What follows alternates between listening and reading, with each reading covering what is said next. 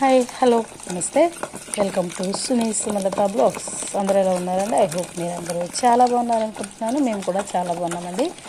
ఈరోజు బీరకాయ రోటి పచ్చడి చూపించబోతున్నాను. మా అమ్మ స్టైల్లో మా అమ్మగారే చేస్తున్నారు. ముందుగా ప్యాన్ పెట్టుకుని పచ్చిమిర్చి అండి, మన బీరకాయలు తగ్గట్టుగా కారానికి తగ్గట్టు పచ్చిమిర్చి తీసుకుని కొంచెం ఘాటు పెట్టుకుని ఆయిల్లో వేయిపోవాలండి. లేదంటే అవి చిటపటలాడి మన మీద పడే ఛాన్సెస్ ఉంటాయి. కొంచెం ఘాటు పెట్టుకుంటే అవి ఎగరకుండా ఉంటాయి. ఇక్కడ మా అమ్మగారు పచ్చిమిరపకాయ వేపుతున్నారు, వేపి పక్కన తీసేశారు. బీరకాయ టమాటా అండి, ఒకటి కానీ రెండు కానీ వేసుకోవచ్చు. మేమైతే 2 బీరకాయలకి 2 టమాటాలు, కొద్దిగా దానిలోనే చింతపండు వేసేస్తే బాగా మగ్గుతుందండి ఆయిల్లో. ఈ ఆయిల్ బయటికి వచ్చే వరకు వేయించుకోవాలి. బీరకాయ ముక్కలు ఇవి బాగా వేగుతూ ఉంటాయి. మనము ఈలోపు పచ్చిమిర్చి దంచుకుందాము. ముందుగా రోలు శుభ్రంగా కడుక్కొని పచ్చిమిర్చి వేసుకుందామండి. పచ్చిమిర్చి కొద్దిగా కళ్ళుప్పు అండి, రాళ్ళుప్పు అంటారు కదా, అది వేసి దంచుకోవాలండి మెత్తగా. రోటి పచ్చడి కాబట్టి చాలా అంటే చాలా టేస్టీగా ఉంటుంది. అందులోనూ అమ్మ చేసిన బీరకాయ పచ్చడి కాబట్టి ఇంకా టేస్టీగా ఉంటుంది. అందరూ తప్పకుండా ట్రై చేయండి. Simple and tasty and lovely taste అన్నమాట. అమ్మ చేశారు కాబట్టి ఇవి దంచుకోవాలండి మెత్తగా. పచ్చిమిర్చి కూడా బాగా దంచుకుని వేసాక ఇంకా బీరకాయ ముక్కలు వేసుకుందాము.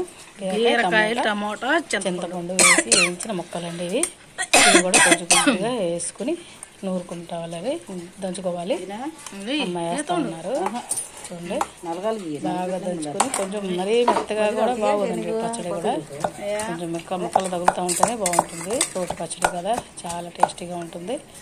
అసలు చెప్పాలంటే నెయ్యి వేసుకుని తిన్నట్టుగా ఉన్నది ఈ బీరకాయ పచ్చడి. అందరూ ట్రై చేస్తారనుకుంటున్నాను. చాలామందికి తెలిసే ఉంటుంది, తెలియని వాళ్ళకి నేర్చుకుంటారు అని నేను నా ఛానల్లో షేర్ చేస్తున్నాను. బాగా ఇలా నూరుకుంటే బాగా మెత్తగా నలిగిపోతుంది. టమాటా బీరకాయల ముక్కలు ఆల్రెడీ మనం నూనెలో మగ్గినాయి కాబట్టి మనకి ఈజీగా మెత్తగా నలిగిపోతాయి. ఇదంతా నలిగాక కొంచెం పక్కకు తీసుకోనండి.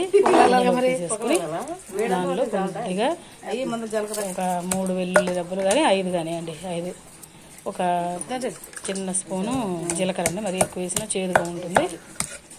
వేసుకుని ఈ 2 వేసుకుని దంచుకోవాలండి. అంటే పచ్చడిలో వేసి దంచితే నలగవని కొంచెం పచ్చడి పక్కకు తీసేసి ఇవి వేసి దంచి మళ్ళీ పచ్చడి మిక్స్ చేయాలండి. ఈ రొట్టె పచ్చడి మిక్స్ చేసేస్తే సరిపోతుంది. టేస్ట్ చాలా బాగుంటుంది.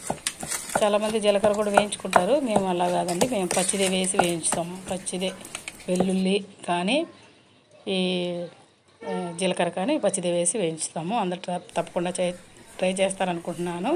Thank you for watching. Bye bye.